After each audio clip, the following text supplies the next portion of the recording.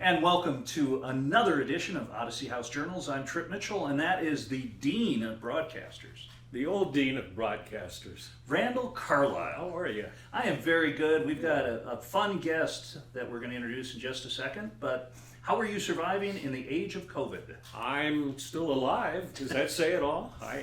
I've had one COVID test and I tested negative. So What'd you score on it? Did you get 71? I did. 71 is all you need to score. Have you had one yet or not? I did. Before the hip Up the replacement. nose? Yep. Yeah.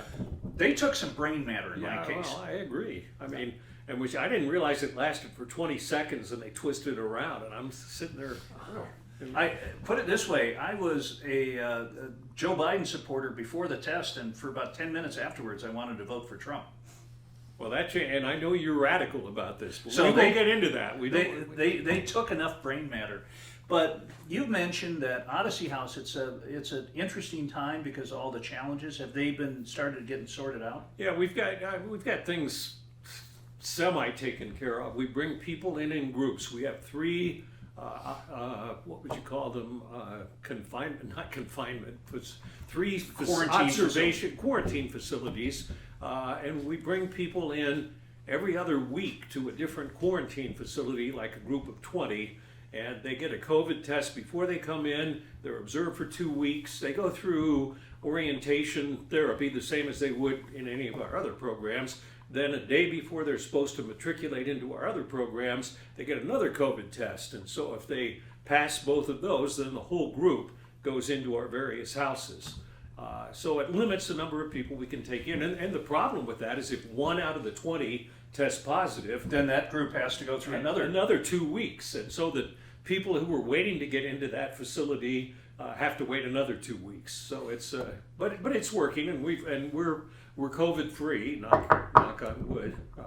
So one of the interesting things, I have a coffee group that we do up by the U of U on Sunday mornings, and we sit outside social distance, and the coffee shop isn't even open. And it's funny because we're sitting out there and people drive up and, they think that we're actually getting served.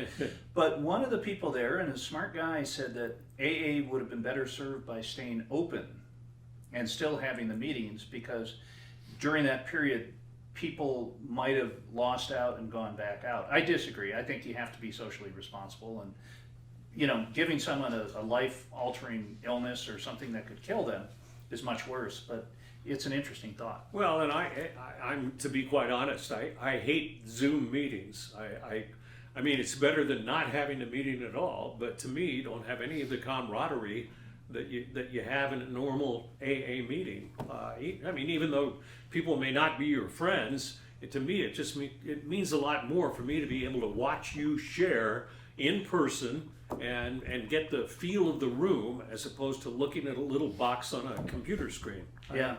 So you have to weigh sobriety versus an illness, and there's no right answer. No, there isn't. And I'll be glad if things ever return to normal. And we should point out, we're not wearing masks. We both checked our temperatures before we came in, don't have any symptoms, so we're semi-socially distancing. So, well, with that note, let's bring on our guest. Yes, I've known him for a number of years. Come on in, Travis Whittaker. Yay! Yeah, Travis, by the way, is a great dresser. Randall, you came in looking very spiffy, but both Travis and I have our Greg Norman shirts, which... Now, if only you could play golf like Greg Norman did, then you'd be great. That is a good point. Yes. I can always get around. I shoot about 72, but they insist I play the other 6 holes. So that's somewhat of a challenge. But Travis, I learned about you through actually watching TV, and so Travis, you've been in recovery for a long time and happened to work for a recovery center. And I saw your ads on TV and go, those are gorgeous ads. So tell me about where you work, and then we'll hear your story. Yeah, I work at Maple Mountain Recovery. I've actually been sober 11 years, and we wanted to, as we know, addiction doesn't discriminate. So whether you're suffering from an addiction, trauma, PTSD, whatever's going on, it doesn't matter your skin color or the amount of money you make. So we wanted to do an ad that showed first responders, an ad that showed the housewife next door that could be an addict, the athlete that probably got hurt during something and hurt Got their pain back. pills and Pain pills. switched So- to heroin. Yeah. Yeah. And so we wanted to bring that to light and show that it doesn't just affect people that are just homeless out on the street, that it affects everybody and everybody in our community. Did you conceive the commercial? Yeah. Perfect. Yeah. It was beautiful. I saw it the first time too. I thought that's brilliant. I thought that was a national recovery house out of Malibu, because the people looked like they came from casting, to go out and find people, everyday people who suffer from addiction. That is just a gorgeous spot. Let's get the real truth here. Were they actors or were they really people in recovery? They're actors. Okay. But I'm in recovery, so I was in the end, yeah. Okay. You heard the real truth here in this podcast. Yeah. It's funny, and Randall and I we both go out for parts as actors, and Randall, anytime there's a newsman part. Right. And I've gone out and as a sportscaster, which I used to do for a living, and never gotten a part, so being a bad actor. I haven't either. Yeah. You've never gotten one? I got a part years ago in a LDS movie called RM, Return Missionary. And I was on set. Were you the only one with a bottle? I should have been.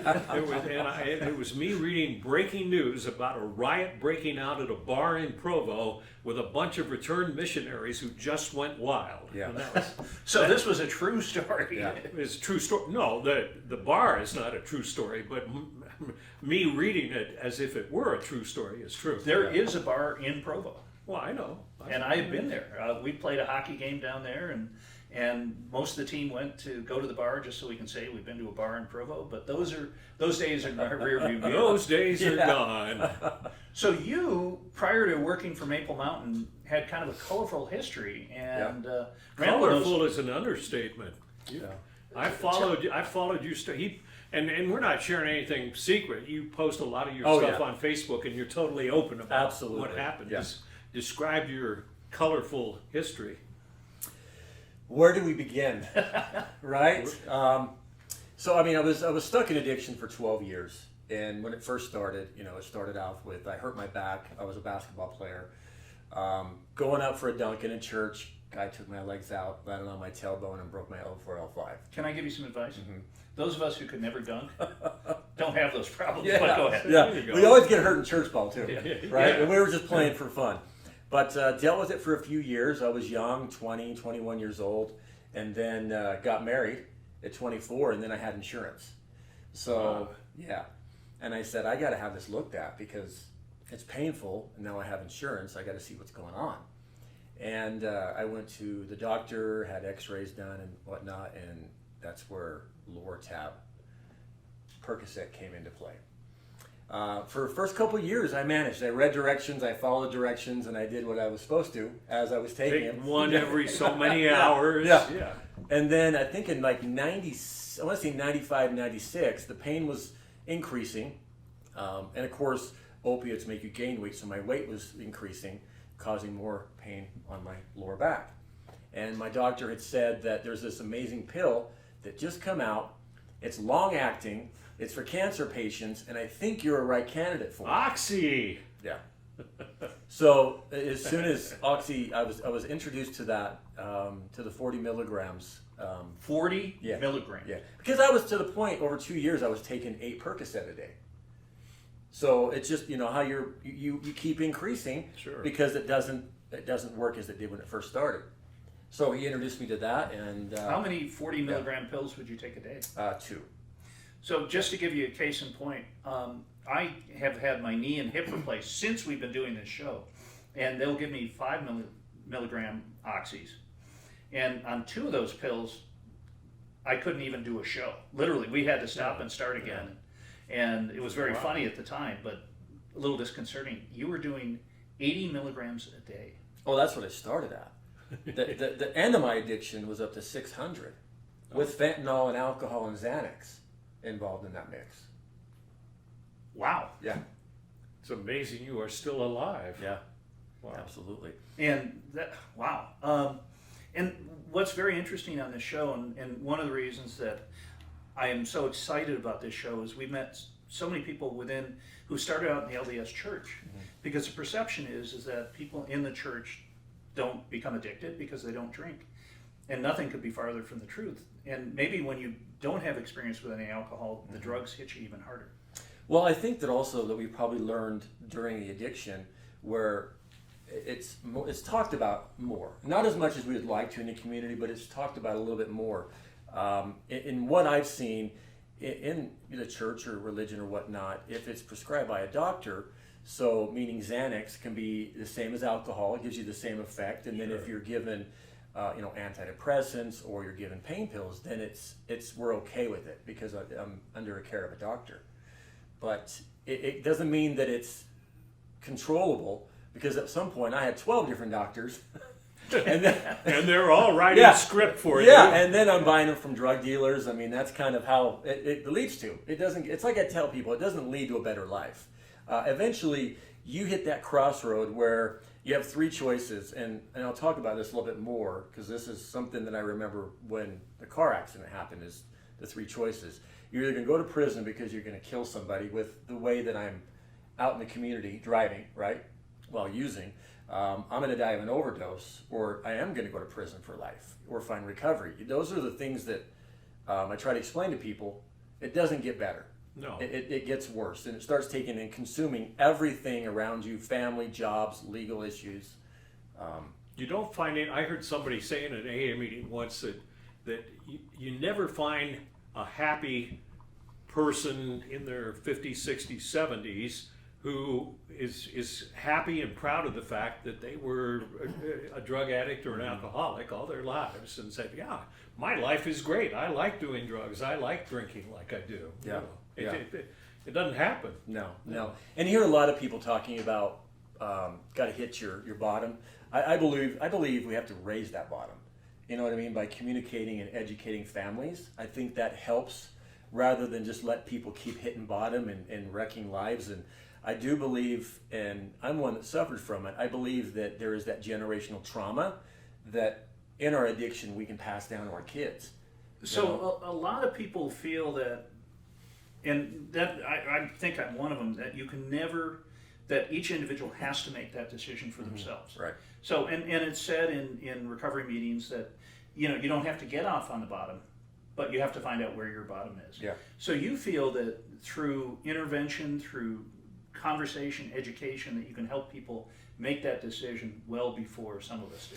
I do, yes. So I'm an interventionist as well, but I look back and I'm grateful enough that my wife and I are coming up on 26 years of marriage. So She put up with all that crap? right? Jeez. So it started a couple years after being married, and then 12 years of addiction. It was her fault. She had the insurance. I don't want to say. Yeah, and so, putting it, if she was more educated and had better tools, her boundaries would have been better, which could have helped me earlier, is what I mean by that. Now, I had my own path, of course, that I had to forge to find my recovery, but I believe that a lot of families get in that place where they don't know what to do. They don't know how to help. They just, you know what I mean? And they're lost. So I think by educating the kids that my addiction wasn't my kid's fault. Like I did a lot of that in recovery because they all thought that Daddy uses because he's mad at them. Right. That's what they had We thought. were bad. Yes. Therefore, he reacted to us being bad and is using. Right. Which is understandable on from a kid's point of view. Yeah. Or a wife's point of view. Yeah. Well, she had no idea. She's like, you can become addicted from a doctor? So she didn't know that you were high most of the time? Well, eventually, yeah. When the car wrecks and getting arrested and the overdoses and the seizures, I mean, at that point, then she started understanding. But here's an amazing woman that is taking care of 3 small kids, taking care of her job, paying bills while I'm out just running amok. And she had never dealt with that. Grew up in the LDS church, didn't understand addiction. They thought that if you just wanted to quit, just quit. It doesn't work like that. No, it doesn't. Right? Yeah. So describe your progression from when you first started to how bad it was. You mentioned all these drugs and booze you were ingesting. It got bad. I remember being so angry. I mean, when you don't have what you need, you get sick, you get dope sick, and you're angry, and you're just on the edge all the time. And I remember running into a tree at 70 miles an hour because I was in so much pain. Like I was So you intentionally were? intentional. You were trying to kill yourself. Yeah, yeah, yeah. Because I was so hurt that I was doing this to my family and my kids, and I didn't know a way out. I didn't know, and because I wasn't out actively using with other people. This was just me, going to doctors, buying pills, you know, continuing this lifestyle, and I didn't know how to quit. I didn't know what to do. I didn't know who to reach out to. So you're driving alone, and you decide that the most sensible course of action is to keep your foot on the accelerator and drive into a tree. Yeah. How do you process that? Because he was high. You Because know? your brain's hijacked and it's not working right. How do you process that? I'm You know, going to do a TV thing. Yeah, yeah. I'm going to ask that question and then take a short break. That's a TV thing, and Yeah. you'll get the answer to that question after this break. Right? Perfect. And welcome back to Odyssey House Journals. Randall Carlisle, Trip Mitchell, visiting with Travis Whittaker. And before we went to break, I would ask you how you process driving into a tree at 70 miles an hour. Well, I do know that I worked the grave shift. I was on my way to work, and I was actually detoxing. I was withdrawing. So it was one of those things where I was agitated, I was angry, and I was just, you know what I mean, just so like, because there was a lot that I was withdrawing from. I mean, my tolerance had gotten up pretty high. I would say so. Yeah. So when you're withdrawing, I mean, it's like it's hard to explain to people that have never done it. I mean, It is. you literally want to die. Like you can feel every hair on your body. I mean, it's that you're that aware of yourself, and I was angry with myself as well, like what I've been doing with my life, and I just came around a corner and hit the tree, and messed up my knee, and went to the emergency room. Well, what kind of car were you in? It was that car that you'll see a little bit later. So it's had multiple wrecks. And It's a Grand Prix, 2005 Pontiac Grand Prix. And for those of you at GM, Yeah. that is an amazing car to be Yeah, able to. you're still alive. Yeah. Yeah. So it hit the front end. The dash came in, hit my knee, and put me in a brace. Need more pain pills. Yeah. Yep. So problem solved. Yeah. So I stopped going to my primary doctor, and I was going to a different doctor about my knee, and it allowed me to be at home and to still just kind of continue this lifestyle. Sure. I remember the day that I was going for a follow-up to get the brace off. I knew my knee was fine, but what I did was I got a rubber mallet from the garage. Oh, God. Yeah. Took a rubber mallet to my knee so it was swollen, so when I went in, I had an excuse to continue to get pain pills. Wow. And Yeah. that, ladies and gentlemen, shows you how desperate drug addicts are when they don't have what they want. Yeah. You know, that's the epitome of it all, if you think about it. Yeah. Because people watching who have never experienced addiction would say that, first of all, driving into a tree at 70 or a pole and then banging your banged up knee with a rubber mallet is the most ridiculous thing they've ever heard. Yeah. But did it make sense to you at the time? Absolutely, because my brain is so caught on I need my next fix. What happens now? I got to continue this, so I have to go in there showing that my knee's still swollen and it still hurts, for me to continue to get what I have. Because as I've learned with doctors, they're trained to treat the symptom. Right. So if I have a symptom where there's pain, they're going to treat me. They're going to continue to give me pain pills. Let's take it through to the final car wreck, which we have a picture of that Lee's going to put on. Yeah. So take us through to that. So April 20th, 2009. Not that you remember. Yeah. There's very few things I remember about that time. 2 days before that, I remember that my pharmacist messed up and gave me 2 bottles of 120 of XANAX. So I got a new bottle filled and a refill. And they messed up, so I walked out with 240 XANAX. Did you feel like you just hit the lottery? I felt like I had just won everything. The Powerball, right? Yeah. The next 3 or 4 days, I was told what took place. I ran through the garage of the car and ran over my kids' bikes, and just a lot of things building up to what has taken place. So I remember my wife and I had gotten an argument, and they tried to stop me from getting behind the wheel of a car, but they were unsuccessful. And I took off to Wendover, out that direction. Which is where a lot of LDS people go when they've had too many XANAX. Right? If for some reason, I had multiple car wrecks out that way. It was just I'm packing up clothes, I'm leaving, and that's where I was going. I don't know why. I remember rolling the window down because I was getting a little sleepy, and the music was up loud, and I guess I lost control and rolled it multiple times doing 120. What I do remember about that moment is that I was in the Tooele Hospital, and I was looking down at myself. They were bringing me back to life. I was looking down at myself, and I had my guardian angel right here, and he smacks me in the back of the head. And I look over, and I'm just like, he's like, do you get it? Do you get it? I'm like, what are you talking about? He's like, I'm done. You're exhausting. I'm done. And this is where he said, you got 3 choices. And I need you to pick one because I can't do this anymore. 1, find recovery. 2, I'm going to let you die on the table. Or you're going to end up killing somebody and go to prison the rest of your life. And I chose recovery. Good for you. Yeah. And you will have by now seen the pictures of what he survived.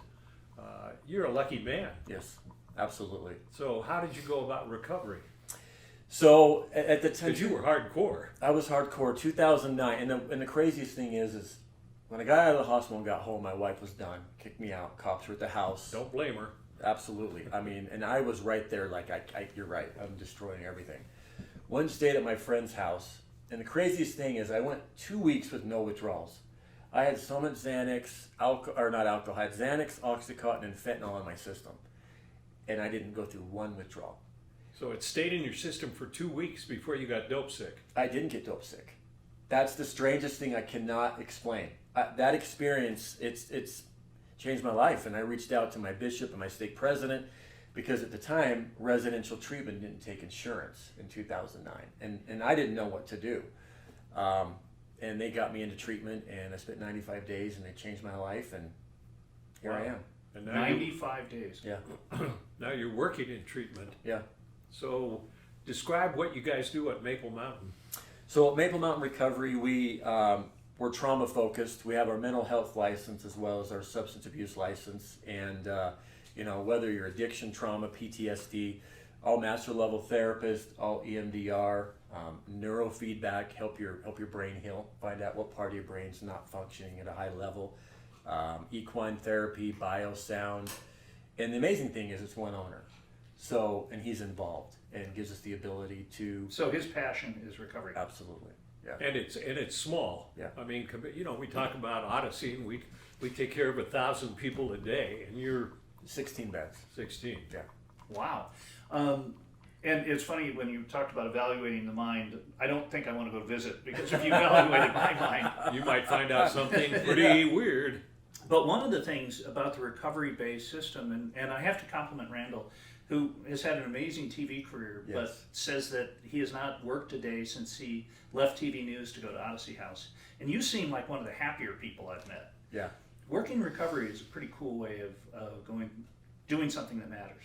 And it's like I tell people, I'll get people in early recovery want to work, and I'm like, you need to get your recovery in check first. Right. Because it's draining, but it's very rewarding at the same time. But it is 7 days a week. As we know, addiction doesn't take a time off, a day off. But I'm in a place where I get to help people get what I have.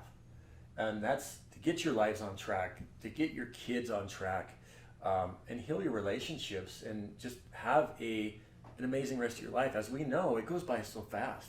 Yes. I mean, it really does. Why not enjoy it and make those amends? I think the biggest thing that that gets in the way from people recovery is just not admitting you have a problem and not reaching out and asking for help. I agree. Yeah. I mean, I went through detox and uni twice, and I remember it took me forever to go to an AA. I mean, I went to some AA meetings, but it took me forever to say, I'm Randall, I'm an alcoholic. And you hear a lot of people in AA meetings saying, I'm so and so, and I have a problem with something or something. But just to define yourself, that's hard to accept. Yeah. You know. Well, I live recovery. I love recovery, and I'm one that I know I've made a lot of mistakes along the way in recovery as well. But one of those things is, it's like, just make sure I don't do it again. Yeah. I learned from it. I apologize a lot quicker than I ever did in the past. Well, It's one of the AA steps. When you're wrong, promptly admit it. I follow that all the time. Hey, I screwed up. It's funny, in life we all try to avoid admitting mistakes. Yeah. When you come around the other side and are willing to admit it, it saves a lot of time, because if you've got 2 hours a day blaming all the mistakes on other people, that takes time out of your day. Yeah. So Maple Mountain, you have 16 beds. Yes. So when someone comes in, you're really focusing on them, but the question I have is, how predetermined are we to be an alcoholic or drug addict? Some people think it's in the womb when we come out, we have those genes. Some people think it's experiences along the way. What are your thoughts after working in recovery? Well, I'm just going to share my personal experience. I believe it's in the gene. My dad died of a drug overdose years ago. My father's side were all opioid addicts, and I've had probably 5 or 6 deaths in the family from death by suicide and overdoses in the last 5 or 6 years.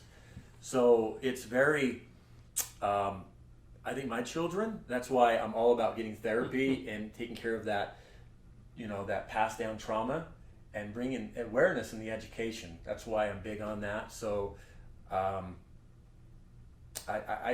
just think it is passed down. I didn't even know my dad, and here I am, an opioid addict. I think there's a genetic predisposition, because alcoholism runs through the paternal side of my family for generations. It doesn't mean that you're like with your kids. It doesn't mean they're destined to become an opioid addict. Right. But it certainly would be nice to be made aware of it and say, Yeah. Because I remember going to visit my mom in a rehab when we were in high school, and it was such a foreign thing to, why does mom have to go to the hospital? right, Yeah. What's wrong with her? she's sick. And it was so foreign, but yet, that was in her side of the family, and obviously I've continued. Yeah. And, it's kind of scary. So at Maple Mountain, to get back to your current occupy, when people come in, you really get a chance to talk to them about their life experiences and take a look at that. Absolutely. I mean, that happens from the admission standpoint. When they call in, seeing if we're the right facility, and we walk them through the steps. You can go to the website and see some of the modalities that we do. And from the moment you walk in the door, it's almost like your family, because 95% of us is in some type of recovery. Whether it's yourself or you have your own mental health issues or family, we all get it. So when you come in, you want to sit down, the therapist does a BPS, gets a little history of your background, and then the program is designed around what that client's needs are. So, and it's individualized. Yeah. Well, that's amazing. So we'll put the number for Maple Mountain up. And do you want your personal cell number as well? No, I can put the admissions. It's 801-499-9316. Okay, fantastic. Repeat that for slow people watching. Okay, one more time. Yes. 801-499-9316. And that's for Maple Mountain. Yep, and also we want to give the phone number out, and we do this on each and every show for Odyssey House, and we know enough, both Randall and I, with a little bit of recovery, Lee with a lot, that there is no one answer. Right. But to share your problem with someone is the most important thing, because when you're addicted, you feel like the life, people will say the right thing, but you feel like you're all alone. Absolutely. And you can share that and admit that there's a challenge. And so the people at Odyssey House would be glad to get some information to you. There is a program out there for you, I guarantee that. And each program works, each person probably works better in a specific program. So you need to shop around and look and see what they offer, And the Odyssey number is 801-322-3222. So call that number, or call Maple Mountain, call someone if you got a problem in your family. Yeah, do your homework, find out what's the right fit for you. Sure. Absolutely. And Travis, looking at you, you would never I figure think he's run into things at 70 miles an hour and rolled his car at 120. Yeah. You should be a race car driver or something. To sit here with you gentlemen and talk about recovery and you know, it's a beautiful thing. It really is, and you just inherently just made the biggest mistake. You called us gentlemen. That's true. That's true. Ain't none of us at this table. Want to thank everyone involved. Bill Francis, who puts us on Comcast 17. Lee, our editor, who's got quite a few years sober. For Randall, I'm Trip. Travis, thanks so much for coming in. Thank and we'll you. see you next time. Bye-bye.